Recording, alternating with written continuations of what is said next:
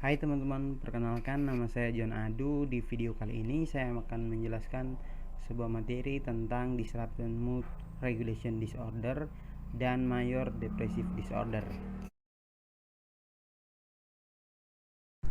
Depressive disorder sendiri adalah suasana hati sedih, putus asa, kehilangan minat pada hal-hal yang dulunya disukai dan menyalahkan diri sendiri dalam kurun waktu yang cukup lama.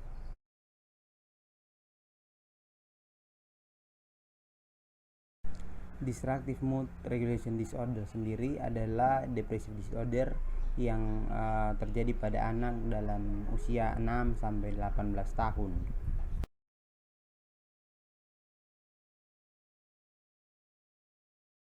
Jika dibandingkan dengan anak-anak bipolar, anak-anak Disruptive Mood Regulation Disorder ini mempunyai fleksibilitas kognitif yang kurang yang dibandingkan dengan cara memberikan tugas belajar.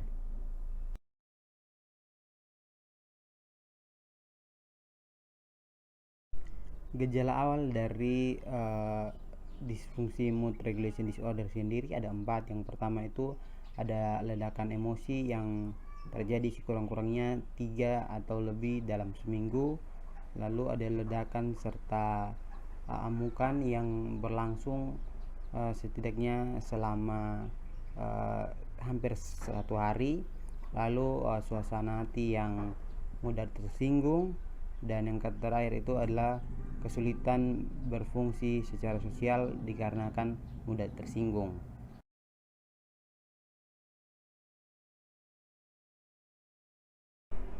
Penyebab dari hal ini ada beberapa. Yang pertama itu kematian orang yang dikasihi, yang kedua itu ada akhir dari sebuah hubungan yang dijalani, itu baik hubungan percintaan atau hubungan pernikahan, yang ketiga itu perjuangan dalam sebuah hubungan, yang keempat itu tidak adanya peristiwa besar dalam hidup, yang kelima itu ada kesedihan berkepanjangan dikarenakan kehilangan orang yang dikasihi, yang keenam itu perselisihan internal karena beberapa hal, yang ketujuh itu transisi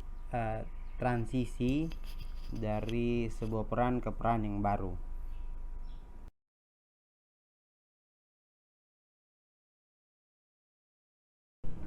Penanganan yang dapat dilakukan untuk pasien dengan Disruptive Mood Regulation Disorder sendiri ada beberapa. Diantaranya ada terapi famili dan terapi interpersonal. Terapi famili sendiri diberikan karena selain harus merubah si pasien sendiri, lingkungan dari si pasien pun harus ditata agar nantinya pasien siap untuk berada di lingkungannya. Untuk terapi interpersonal sendiri tentu untuk memperbaiki dirinya dan juga mempersiapkan dia untuk dapat bersosialisasi lagi.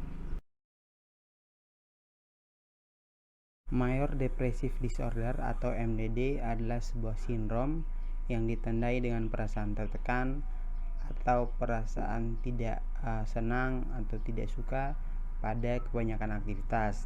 Gejala lainnya adalah perasaan untuk bunuh diri atau percobaan bunuh diri.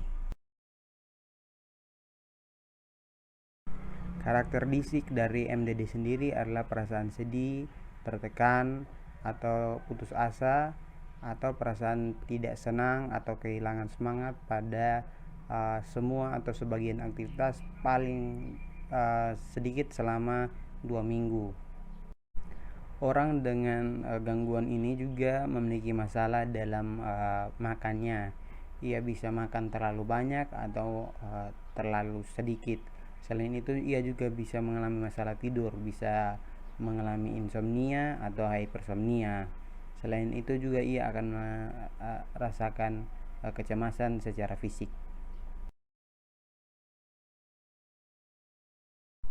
Gejala-gejala awal yang sering timbul pada pasien dengan gangguan ini adalah kehilangan minat, perasaan depresi, mengalami gangguan nafsu makan, mengalami gangguan berat badan, mengalami gangguan tidur, mengalami masalah dalam psikomotornya, kehilangan energi, merasa tidak berharga, dan beberapa perasaan lainnya.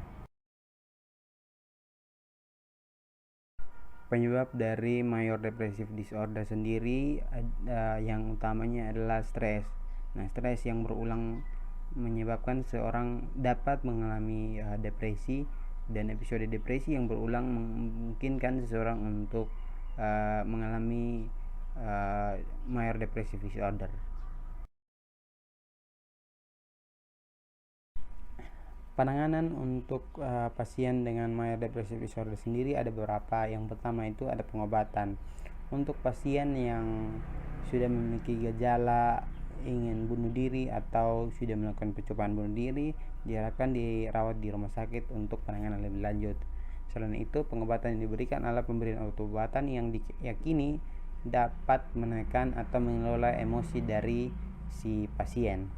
Selain pengobatan, ada juga psikoterapi.